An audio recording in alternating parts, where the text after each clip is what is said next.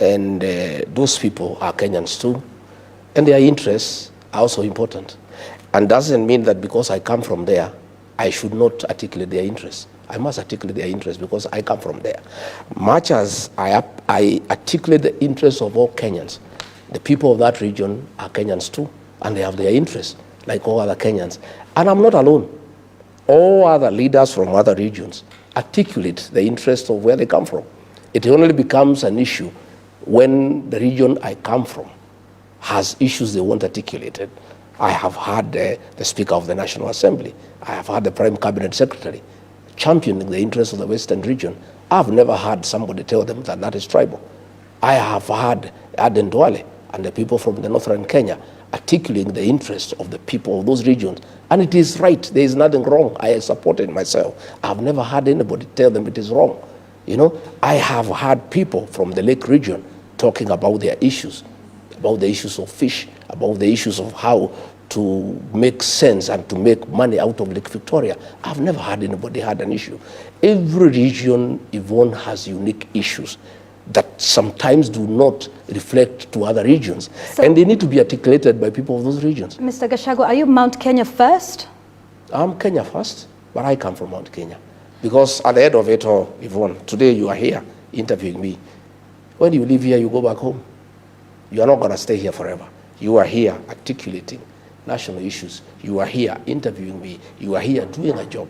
But when you finish your job, you go back home. Same with Rigathi Gachagua. I am here in Nairobi. I was in the United States articulating issues to do with this country. I'm here fighting for the interests of the Kenyan people. But on Saturday, I'll go to Manyora. And when I go to Manyora, I must listen to what the people of Manyora are saying because they too are Kenyans. All right. I want us to, I think we've now sorted out that issue because that may be a narrative that does not necessarily relate with the young people or the Gen Z of this nation. Let's listen. You need, Mheshimiwa, to start positioning yourself as a national leader, not as a tribal leader. And I know many people won't like what I'm saying, but it's the truth. The first mistake that has been done in this event is speaking Kikuyu.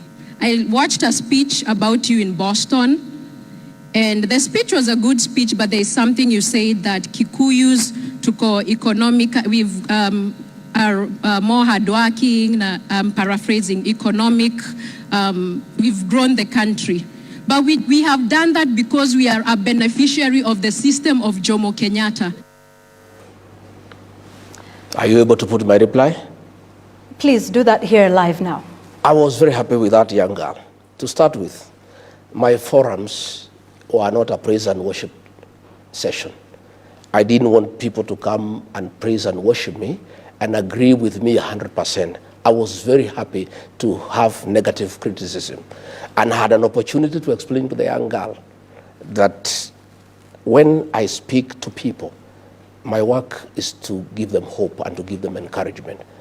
When I met some Mount Kenya people in Boston, they are business people there, I had to affirm them and say what is their place in our growth of our economy. What do you think is the place of the Mount Kenya people in the economy? They are hardworking. I said you people are hardworking. You are industrious. You are central in the Kenyan economy. And I'm very happy that the same industry I see back home is what I see here in Boston. And you must continue with that spirit. Those people who I met in Boston were from the Mount Kenya. I speak their language. I had no business speaking to them in English because I was in Boston. The fact that I was in Boston did not make me English. I was still Kikuyu. They were all Kikuyus. They had called me for a boozy in a traditional way because I'm an elder. And they said, we have an organization here from home. We want you to come as an elder. We give you boozy. And when I rose to speak to them, I spoke to them in our language. And I just talked to them about industry, about working hard. And I was very happy with what they are doing. And I told them even back at home, you know, this community is hardworking and it plays a very central role in the economic development of our country. I didn't say that others don't work hard. I didn't say others are not important. And Yvonne, even you are an anchor. When I speak to you as a leader, I must affirm you. I must say, Yvonne, you are a good presenter. I must encourage you that to continue. Well, it's not necessary, No, Mr. Gachagua, but be that as it may, I want us to, the affirmation is not necessary. But I think the question is, do you understand that that is a genuine view of young people who are calling themselves tribalists and leaderless? Your defense is well appreciated, but do you hear that the young people may not want this and may see you in this way? What I told that young girl, if you had played my answer, is that her age means back home are my fans. They understand me and they know me and they love me. Are all of them your fans? Many of them are my fans. And the ones who are not your fans, how do you address the issue that they have with that? All of them don't have to be my fans.